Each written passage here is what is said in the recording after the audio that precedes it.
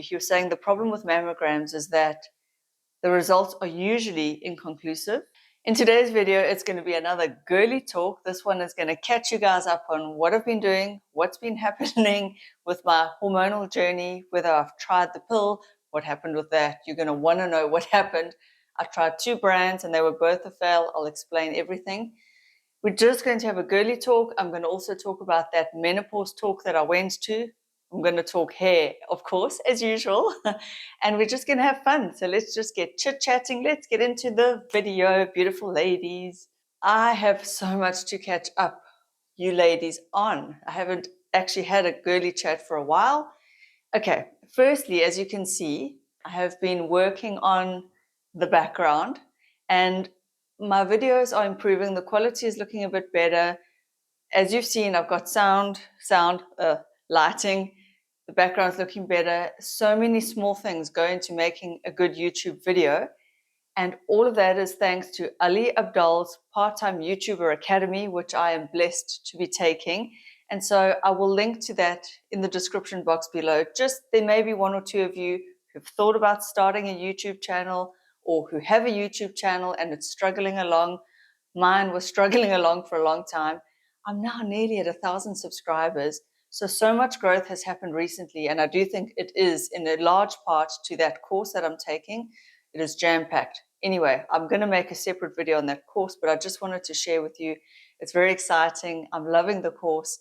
So you can check it out. Maybe let's start with hair because as you can see, I went to that blonde specialist that I was talking about in my bleach hair video, the one that I made recently on what to do if your hair got fried by bleach. You can watch that, link in the description box below.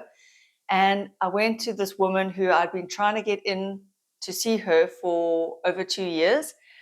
And finally, I'd got an appointment with her. Sadly, she said that the reason she opened up her to new bookings and new clients is because so many people have immigrated overseas, so many families. And this is now just going to be a little bit of a discussion about South Africa briefly to do with that. Is the sad thing is there is quite a drain of people, resources and talent to overseas. But unfortunately, South Africa is suffering with load shedding. I don't know if you've heard of it. If you're overseas, have you heard about South African load shedding? I don't know. So here in this country, we have power outages where they cut our power deliberately. They give us a schedule. They tell us when it's going to happen. But we sit without any power for 2 hours to 4 hours.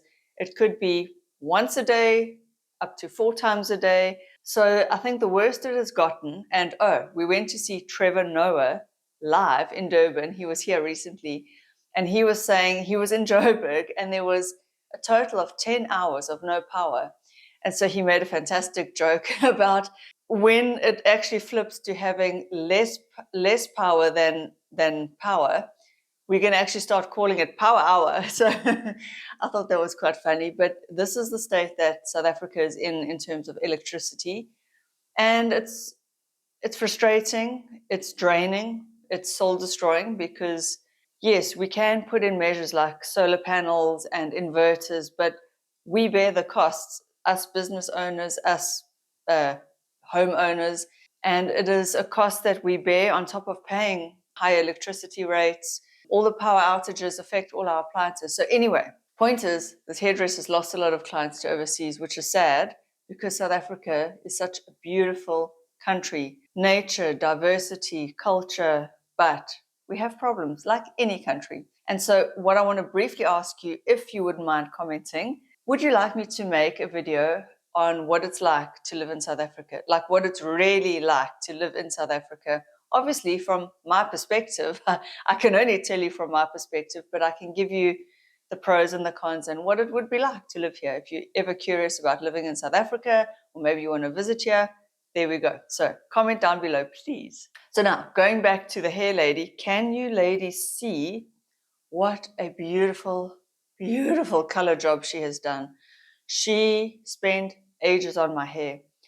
I also feel very blessed because I've come to her at a time where she has cut back on clients. She used to see up to 7 clients a day, which I think is madness, just considering how much time she takes. She now sees about 2 to 3 clients a day. And thankfully, I was like, there was one client when I arrived, then that client was almost nearly finished, and she spent all her time with me. And as I was wrapping up, another client arrived. So she really is true to her word. Like, she's focusing on one client at a time. And so for any salons and hairdressers who may be watching this, as a client, I know it's expensive, but I would be willing to spend a little bit more on somebody who would take that extra care, time, and attention, just focused on me and my hair. And she did. Wow. I've never had so many delicately, finely woven packed foils in my head as she did. She also used different bleaches for the different stages of my hair. She used a certain bleach on my roots. I watched her. And then she used a different one on the darker colors. And then a very, she said it was a bleach mixed with oil. It's not a strong bleach. I don't know what to call it. A light bleach, just on the ends to lift the ends a bit, because my hair was looking okay, but it was quite warm, orangey, copper undertones to the blonde. And so she's used 3 or 4 different types of mixes of bleach, and then we put a color in between. This was the most attention I and my hair have received ever. So this woman, also, I love the saying, but worth her weight in gold. So ladies, if you find a hairdresser like this, it is amazing. I actually get the chills. Because when I walked into a salon, knowing she was a blonde specialist, knowing she trains other hairdressers in blondes, in techniques of foiling, I could just relax. I could just relax. Sadly, so many of us do have bad hair experiences. Now, there are many, many, many good hairdressers. I'm not saying that there aren't. I had 2 very good ones in a town I used to live in, but I moved, and then I've had okay experiences. No one has been terrible except for the one that over-processed and over-bleached my hair. But sometimes you just want to know that you can relax. It's almost like just you can let go of the control, especially like me, I'm quite a perfectionist. I know that things could be done in a certain way, and when they are not, it just leaves me feeling a bit disappointed and less than.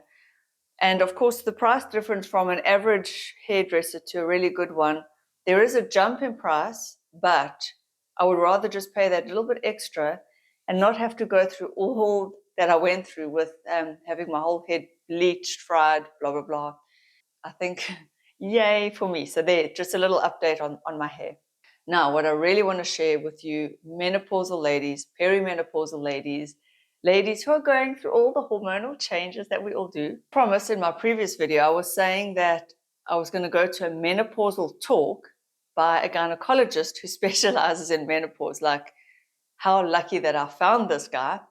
So I went along to the talk. The room was full of obviously menopausal, perimenopausal women. I would say there were about 50 to 100 ladies. Bad at judging numbers, but how beautiful to be in a room full of women my age, my stage. I just felt I felt the meno power, the feminine power, the energy of women. And so, number one, that is what I want to say to you ladies, is that we are amazing. I just felt that in that room, that yes, we are all struggling. We were all there for a reason, because we are going through menopausal issues. But I really just felt the power, the beauty, that feminine energy was palpable in the room, that goddess-like energy.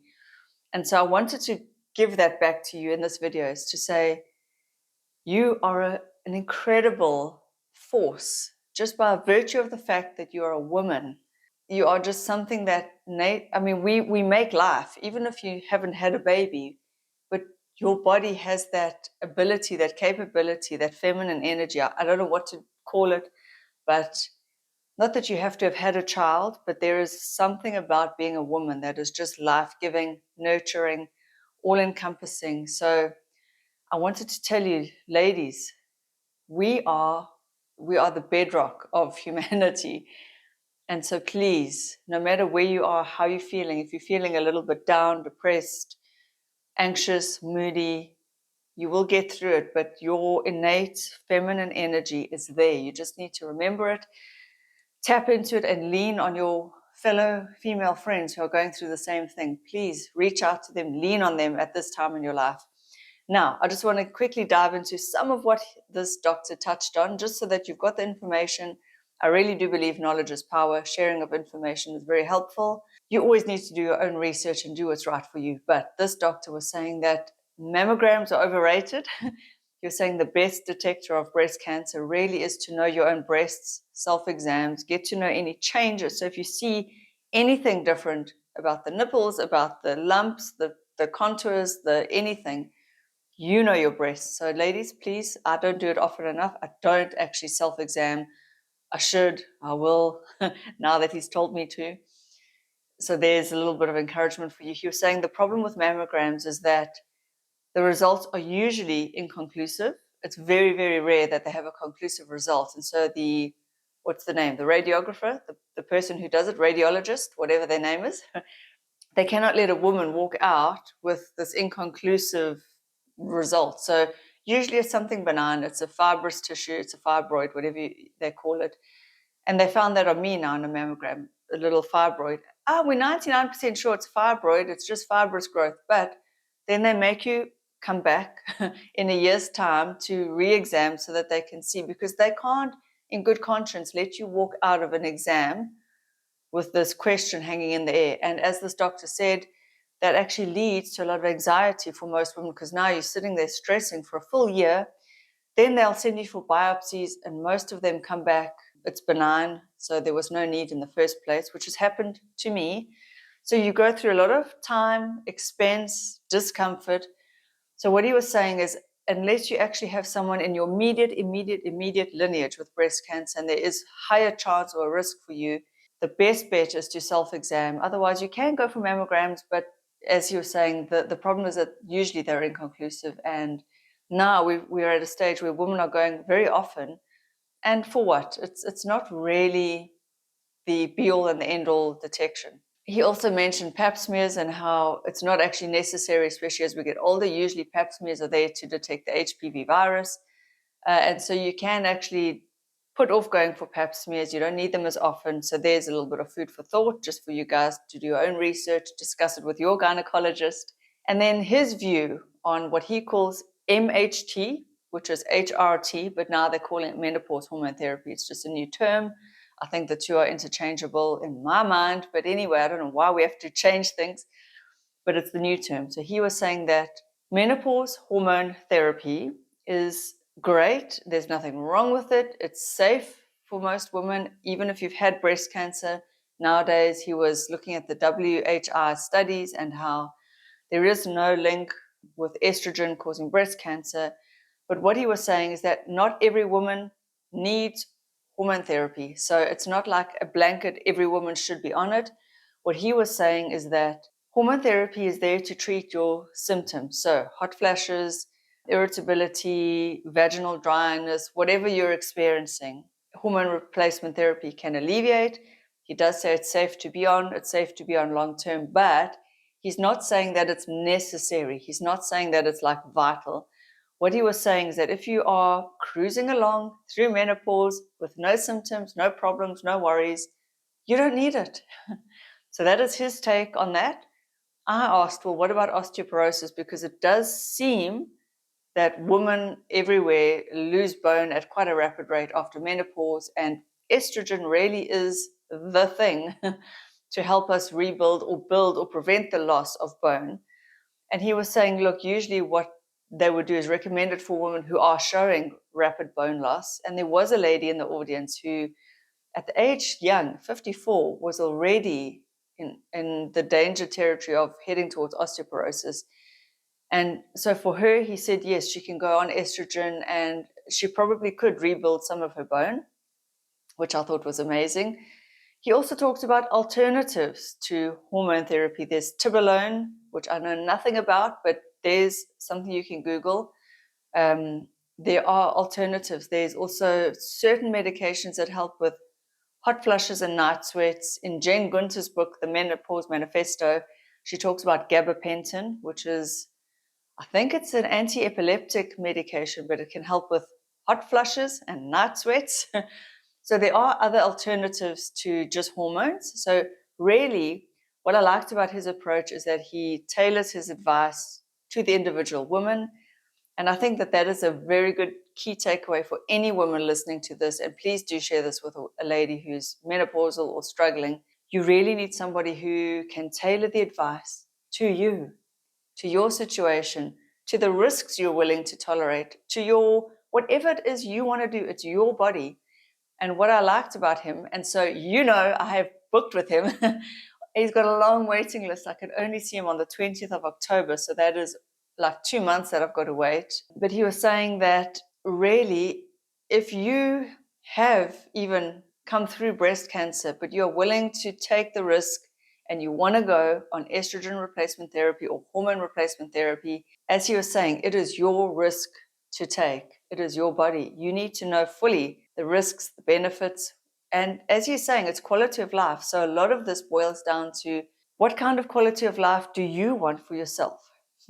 And I think that that is what every woman needs to ask herself, every woman. And I know when you're menopausal or perimenopausal, you're tired, you're brain foggy, you can't think straight. But again, and I say it again and again, over and over, but I think every woman really should do all the research because it's your body. There is no doctor that can tell you what to do because he's not the one or she that's going to live with the consequences. And this now brings me to the last thing I want to share with you ladies, which is what am I doing now for my premenopause, my perimenopause?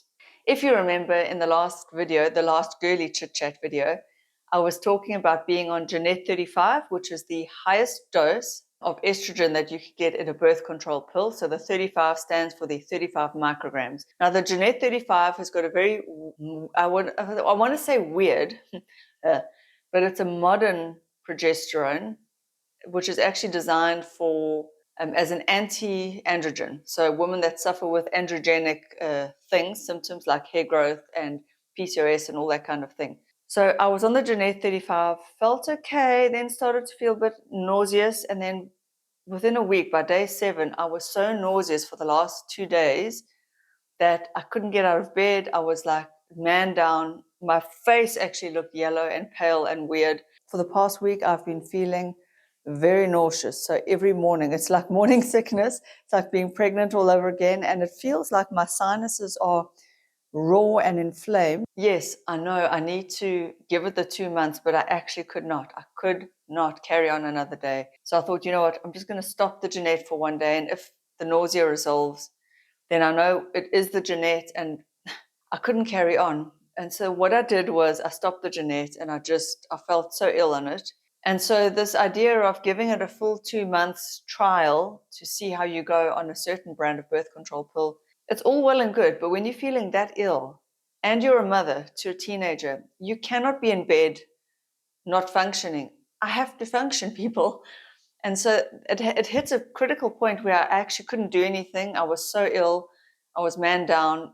And stopping that pill, immediately I felt better. So then I went back onto my bioidenticals, my trusty compounded bioidenticals that all the doctors say I shouldn't trust. And I felt better. So then I thought, okay, I've got the Yasmin Plus, which is another hormonal birth control pill. So I thought, let me be brave and I'm going to try that one now. It's also got another more modern progesterone called drospirenone. It's in some other HRTs as well, drospirenone. And I tried that. That night, I woke up with a raging headache. And I'm not somebody who has headaches really. So for me, something is really wrong if I have a headache. That day, I felt a bit tired. I felt a little bit spacey and out of it, which I could have tolerated. But the headache, that raging head, is really very weird for me. And I just thought, you know what? Again, I cannot do this. I was not going to be able to function then the next day if this carried on. So I've had 2 failed experiments with the hormonal birth control pill. Another option for me, so now I'm just back on the bioidenticals. It's a bioidentical estrogen gel. For those of you who are new to my story and don't know, I'm on the progesterone capsules. Again, it's micronized progesterone, and I'm on a tiny little bit of testosterone gel cream. Now, this menopause gynecologist whose talk I went to, he said that these compounded bioidenticals, and he said exactly like Menopause Taylor had said to me, they're not reliable. You don't know what you're getting. You don't know the amounts that are in them. You don't know what the mix is that's in them. And so you might feel great on them, but it's better to go with a pharmaceutical product. In his talk, he did mention an estrogen gel, so I'm assuming it would be pharmaceutical. He mentioned a testosterone gel that comes in sachets for men, but women use about 1/10 of it. There again, it's pharmaceutical, so I could go onto, I'm hoping when I see him, I can go into the pharmaceutical equivalents of what I'm on now. Because what I'm on now, I feel amazing. I feel, well, when I say amazing, I mean, I just feel like back to my old self, like normal, which is amazing when you're feeling shit. So I'm on that now. Now, the last little piece to the story is that if you remember, I'd gotten the Jeanette 35 from a website called getmypill.co.za. So it's a South African website that dispenses scripts for the birth control pill. So all you do is you go online, you fill out your medical information, and they give you a script. So they sent me a repeat script, which I didn't know, for 90 Rand. What a bonus. And then I said to them, no, but the Jeanette made me feel nauseous. So can I have a different brand? Ta-da! They sent me a script for a different brand. So, and I didn't have to pay again, which is amazing. So for any ladies watching this that are in South Africa and you just want a birth control pill and you know what you're on and you don't want to go and see a doctor, you can go onto getmypill.co.za and get a script. And it would appear that they repeat it. So I'm assuming it's a 6-month repeat. Like I say, I've never used their services up until now when I wanted the Jeanette 35. And there you go. So I now can, because they've sent me a new script for Nordette. Now, Nordette contains ethinyl estradiol, as they all do, and it contains levonorgestrel, which is an older progesterone. It's one of the progesterones that has been around for years and years. You can see I've done my research. And this progesterone, from what I understand, has got the most safety data. So it's derived from testosterone, I believe, but I'm not a woman who is androgenic. I don't suffer with sort of male anythings, hair growth and acne and all that kind of thing. So it's probably progesterone that's very safe for me. Who knows? I don't know. So I do still have trial and error on the pill left to go, left in me. And I could do that up until I see this menopause gynecologist. But I'm really looking forward to his expertise because this is what he does. He deals with menopausal ladies, and he's obviously got not only the book knowledge, but he's now got real world knowledge from ladies that he's treated. I do always find it strange that it's a man treating women for female concerns, but heck, you know what? At the end of the day, it doesn't matter. He doesn't have to have gone through it himself. If he's got enough empathy, which he seems to have, and enough knowledge and experience with women, then great. So I will report to you ladies on that. Oh, lastly, I might be late to the party, but I saw the Barbie movie last night, and it is actually bloody good. It's quite a good commentary on women, on what women go through, and the patriarchy and men and all that. I don't want to give it away, no spoiler alerts, but if you haven't seen the Barbie movie and you think it's just a movie for kids, you're wrong. It's actually bloody good for adults. So, look, not the best movie ever made in the whole history of the world, but it was actually clever enough. It was funny. It was really worth a watch. So there you go. So ladies, I hope that your menopausal and perimenopausal journey is going along all right. And I hope that sharing what I'm going through is helpful to you in some way. If you're new here, my name is Louise. I'm a South African. If you didn't know, that's my accent. And I'm also half Greek, by the way. So for those of you who don't know, my mother was born in Greece to a French and a Greek. And so like most South Africans, I'm very multicultural and I'm a mix. We're all pavement specials here in South Africa, I think. So there you go, just for those of you who are watching. And I will see you in my next video. Please do share this with a menopausal lady. And if you enjoyed this one, I think you'll enjoy the previous girly chat, and you can also catch up and find out what I am referring to in this video. You can watch that video over here. Bye. Bye-bye.